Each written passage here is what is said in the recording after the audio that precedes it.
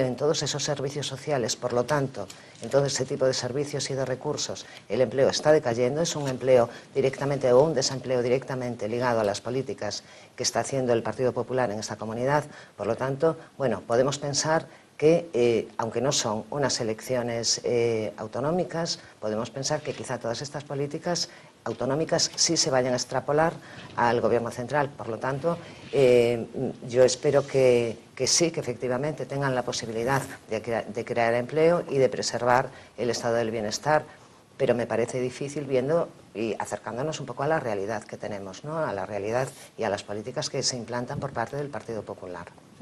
Señor Jorquera, ¿usted cree que el Partido Popular debería haber sido más claro de lo que ha sido en esa campaña electoral, en ese plan para recuperar a España?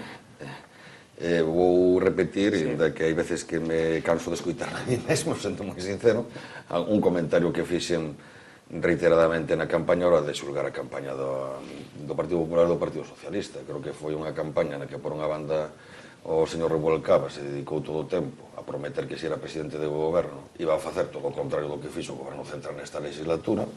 Creo que iso é unha evidencia, e o outro candidato, o señor Mariano Rajoy, a non explicar cales eran os seus planes. E creo que esa foi a estrategia que seguiu o Partido Popular non só na campaña, sino ao longo de toda a legislatura. Non desvelar realmente cal era o seu programa, non mollarse, non concretar, por medo a que eso puidese espantar votantes. E, polo tanto, como antes comentei, simplemente pretendendo sacar réditos políticos pois da situación de crise económica e do desgaste que estaba sufrindo o seu principal contrincante a nivel de Estado, neste caso o Partido Socialista. Un dato, sin sacralizar ni moitísimo menos os inquéritos, por moito de que se sen contestable a victoria do Partido Popular, a valoración en todos os inquéritos históricos que se leva facendo de Mariano Rajoy como líder, unha valoración moi baixa, co cal todo parece indicar que é máis por demérito do Partido Socialista polo que se produce esta maioría absoluta do Partido Popular que por outras razóns.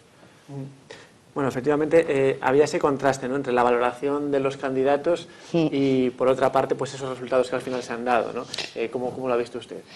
Bueno, no hay que obviar, y evidentemente, independientemente que incluso se miraba la valoración de los líderes, y bueno, yo recuerdo que, por ejemplo, un ministro, el de Fomento, era casi más valorado que el propio presidente, bueno, que el propio presidente y que el propio candidato, ¿no? Sí.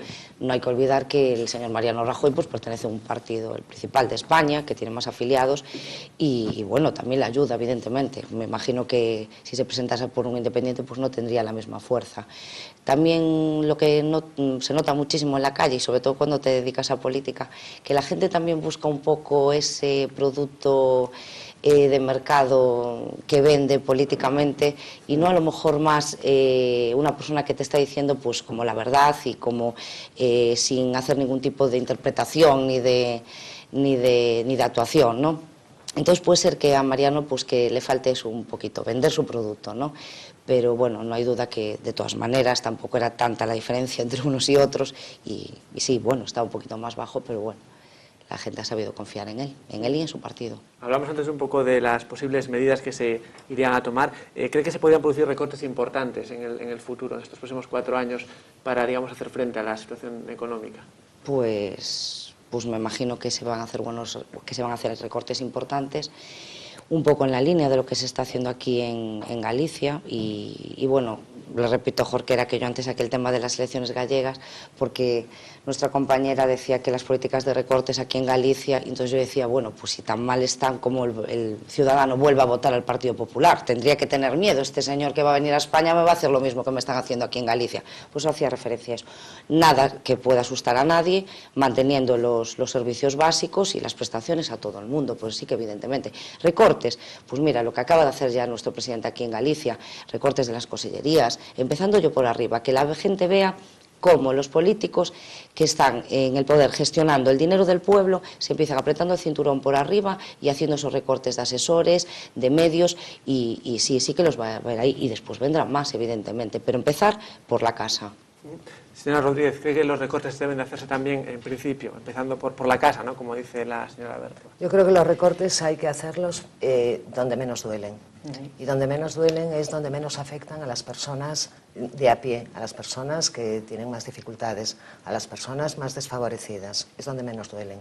Creo que es un buen sistema empezar a ser un poco más austeros en el ámbito de la administración, sin pasarse, porque la administración tiene que gastar dinero.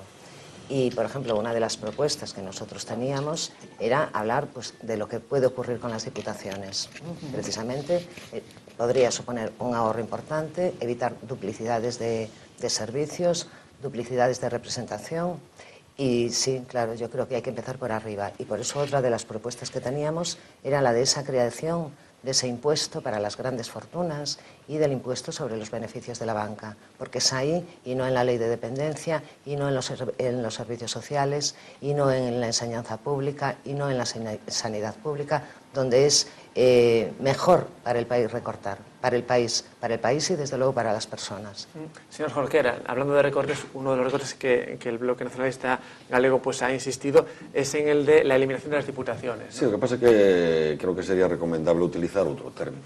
Unha cousa é eliminar gasto superfluo, eliminar gasto improductivo, ser moi austero, naquelo no que haxe que ser austero, facer un uso moi racional dos recursos públicos. E outra cousa son os recortes que afectan a políticas de inversión pública que son moi necesarias nun contexto de crise como no que estamos e que afectan a inversión social, porque ir precarizando os servicios públicos como o ensino, como a sanidade, desinvestir na propia sociedade e en servicios básicos para asegurar a igualdade de oportunidade, introducir recortes en políticas sociais, pois atenta claramente contra a igualdade de oportunidades. Bueno, creo que é evidente que esa estrategia de recortes que foi iniciada polo anterior goberno, creo que polo actual goberno, porque aínda que está en función, sigue sendo o actual goberno. Creo que eso tampouco convén perderlo de perspectiva. Congelación das pensións, unha reforma do sistema público de pensións que alonga a idade legal de xubilacións, que vai facer que as pensións medias futuras sexan inferiores ás actuais, eso foron recortes. Pero creo que é evidente que o goberno do Partido Popular vai a profundizar nesa estrategia. Xa o ensinou o señor Mariano Rajoy, se non se cumplía o obxectivo de reducir o déficit neste exercicio 6%, eso conlevaría máis recortes. E, ademais, creemos que xa podemos prever como vai ser a escenificación, porque a mesma que está facendo o Partido Popular en todas as comunidades autónomas onde gañou as eleccións se pasou a gobernar. É dicir, as contas públicas están aínda moito peor do que nos dixeran para intentar justificar ante a población a introdución de máis recortes. Hai moitísimos economistas, non só BNG, hai moitos economistas que son premios Nobel de Economía, hai moitas voces que advirten que seguir reducindo a inversión pública, seguir reducindo a inversión social, non só está provocando un reparto moi injusto, moi pouco equitativo dos custes desta crise, senón que está dificultando a recuperación económica. Porque para que se reequilibren as contas públicas, o primeiro paso imprescindible é que empece a haber recuperación económica. E dificilmente pode haber recuperación económica se nun contexto onde a crise provocou unha caída do consumo, unha atonía na iniciativa privada, ao mesmo tempo se opta por un recorte drástico de inversión pública, porque a inversión pública pode xogar un efecto motor, un efecto locomotora para a recuperación económica. Esta é a estrategia polo que se está apostando no ámbito de toda a zona euro, e os datos xa os víamos hoxe.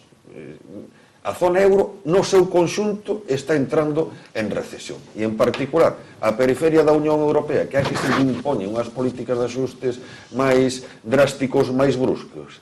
Esa depresión económica